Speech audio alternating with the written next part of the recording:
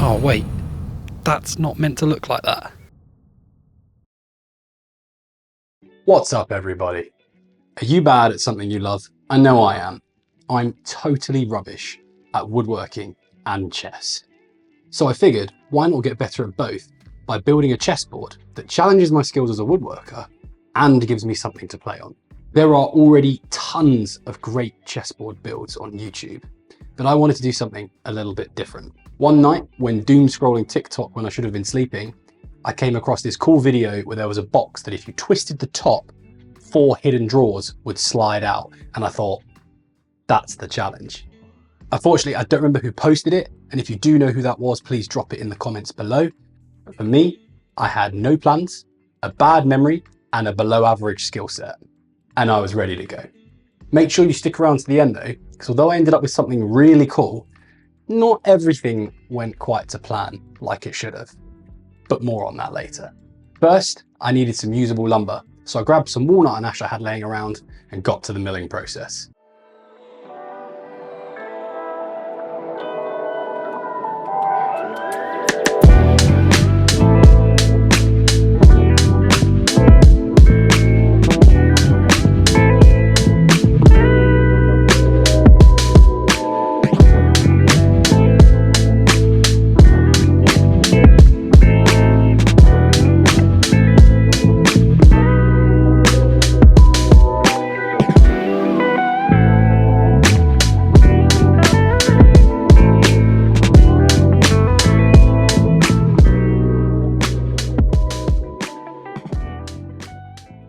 So after using the thicknesser to give me flat parallel faces and the track saw to give me one straight edge, I was ready to go to the table saw.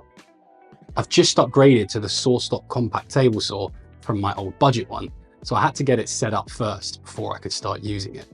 I switched to SawStop because although I try and make all my cuts safely, table saws still make me pretty nervous.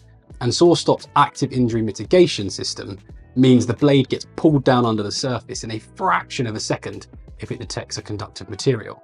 You know, like my fingers. So my fingers can stay attached and I get peace of mind when using the saw.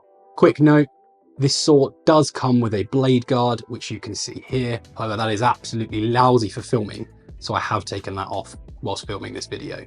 Make sure you use yours if you're making through cuts. Safety first, kids.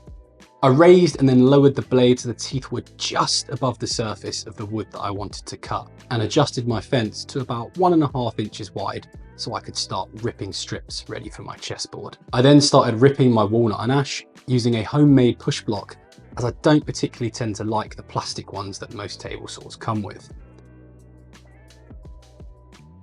The SawStop cut really cleanly through the hardwoods and left a better edge than my old saw did, although at this point in time it was too early to tell if that was because of a better blade or the improved motor on the SawStop Compact. I then had to cross cut a few strips in half using a handsaw to give me 8 alternating strips for the board.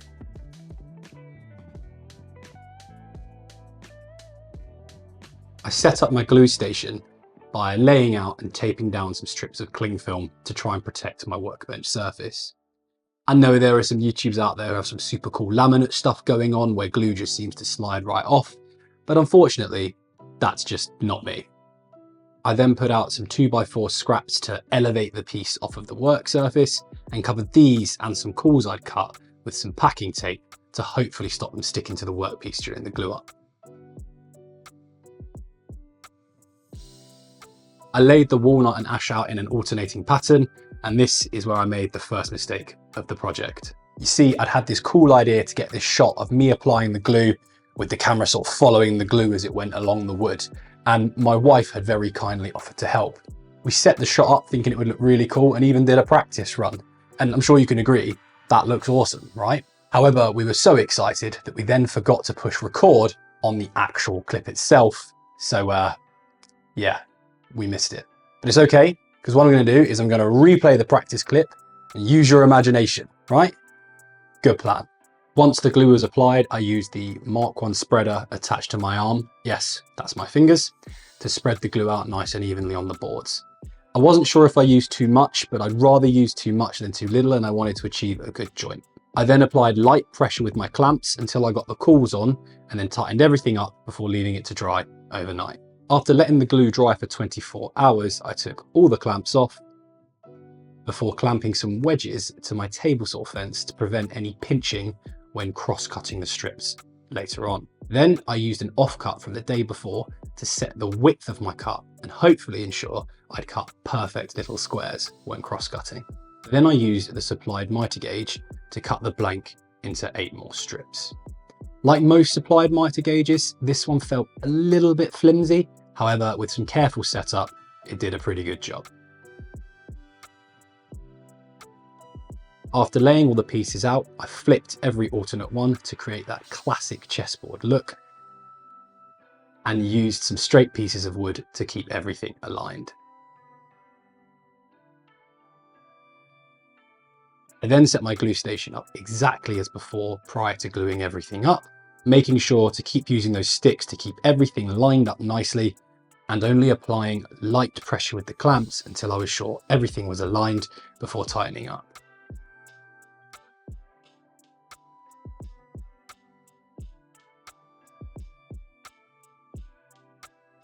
I then used a damp rag to wipe off any excess glue and left it to dry overnight again. The second glue up went really well and I was left with a pretty cool looking piece. But the best thing was that the bottom had glued up almost perfectly flat and was ready to go straight through the thicknesser. I was a little bit worried about snipe as I don't have a helical head planer. However, I came up with a clever plan using 2 offcuts of oak.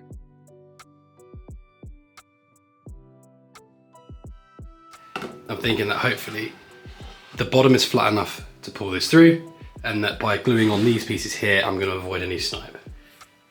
But I have absolutely no idea if this is going to work. Well, ain't nothing to it but to do it.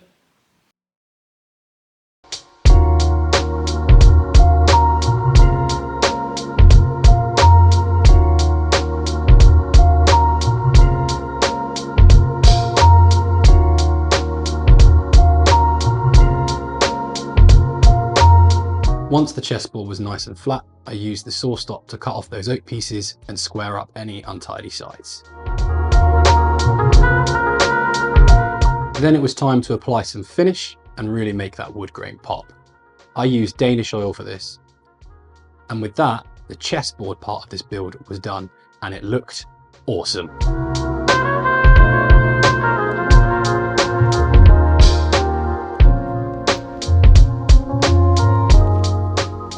Technically the easiest part of the project now done, it was time to head back to the table saw and cut out all the components for my secret sliding drawer mechanism. But before I cut to that, if you're enjoying this video, please take a moment to click that like button as it really helps spread small channels like me to a wider audience. Additionally, watching an amateur woodworker try and make cool stuff or find more efficient and better ways to do things in his workshop is up your street, please consider subscribing. In the best case, you get to watch me make something really cool, and that's interesting. And in the worst case, you get to laugh at me as it goes horrifically wrong. So really, what's the downside? Anyway, let's get back to the build.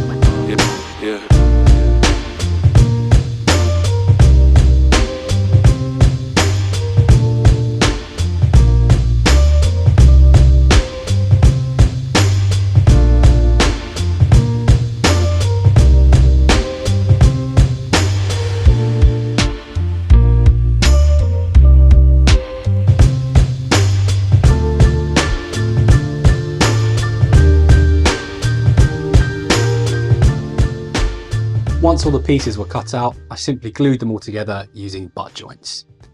This build was a bit of a prototype, and I think if I did do this again, I'd probably try and make mitered boxes with splines, as I think that would look a lot cooler.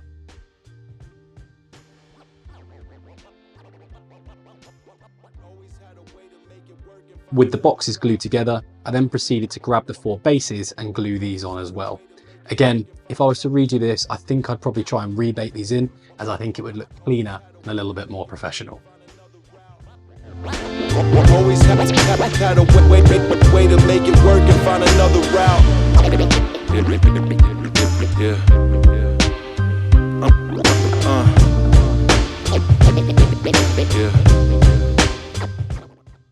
Next, I grabbed the base I'd cut out and using a combination square, marked out the points where I'd like to place 4 dowels to act as pivot points for the boxes. Working out this placement without plans took a little bit of trial and error and a healthy bit of guesswork. I know that some people are going to want to know if there are plans available for this project, and good news is there are. I've drawn some up, and depending when you're watching this video, they may already be in the description down below, so check there first. But if they're not and you'd like the plans, please comment the word plans down below and I will provide you with a link for where you can get them once they're available. But even better than that, the first 5 people who comment the word plans, I'll send you them completely for free as soon as they're available. I then grabbed my drill and a brad point bit before drilling a hole about 6mm deep in each location I'd want a dowel. I then glued in a dowel, but what I will say is trying to film this up close whilst hitting it with a mallet made it really challenging not to hit the camera. Which is why this clip looks a little bit funky. I then grabbed the bookmark I'd made previously that was about 4mm thick and drilled a hole through it. By placing this over the dowel and using it as a guide for my saw, I was able to cut 4 dowels to the same exact height, which would allow the boxes to sit evenly and level on the base later on.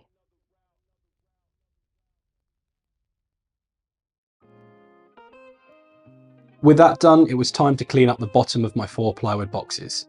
I grabbed out my 1/4" palm router and took the motor housing out of the plunge base and inserted a flush trim bit, making sure to do it up nice and tight as routers terrify me, before seating the motor into the fixed base. I then used that to flush up my box bottoms to the sides. First time using a flush trim bit for me, and it was awesome. I'll definitely be using those again in future.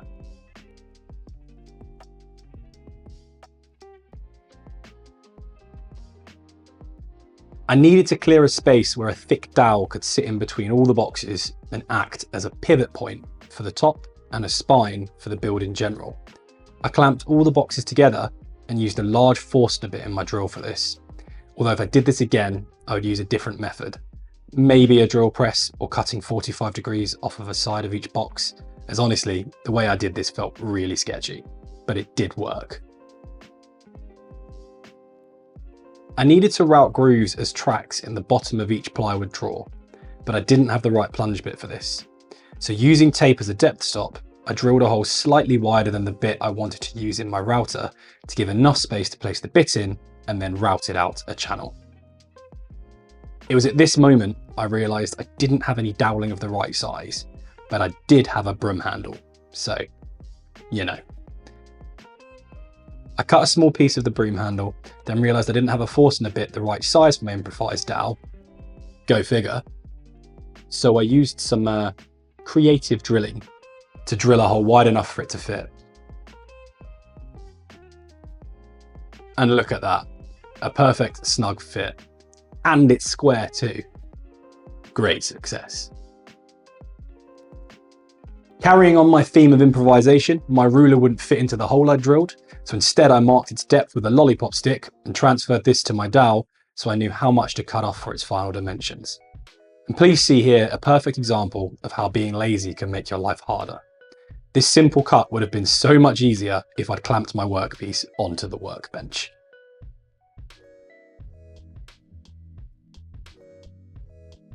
This build was now almost finished, and all that was left was a dry fit of the boxes and attaching the top in the relevant place with screws.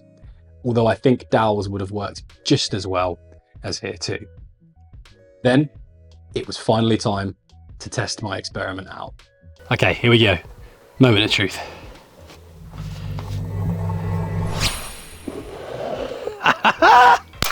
Yes!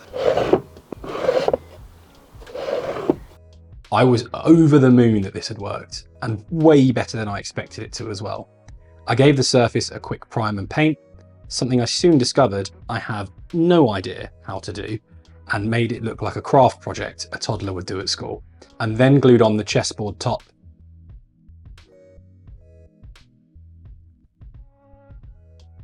And this piece was finished.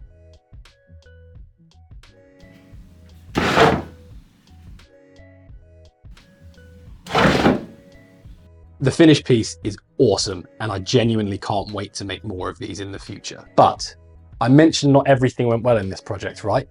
And here it is. Let this be a cautionary tale to you to not ruin all of your hard work when you've just finished up a project.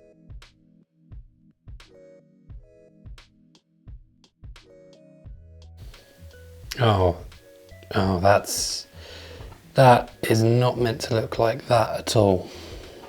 It's gone from chessboard to fruit bowl, basically.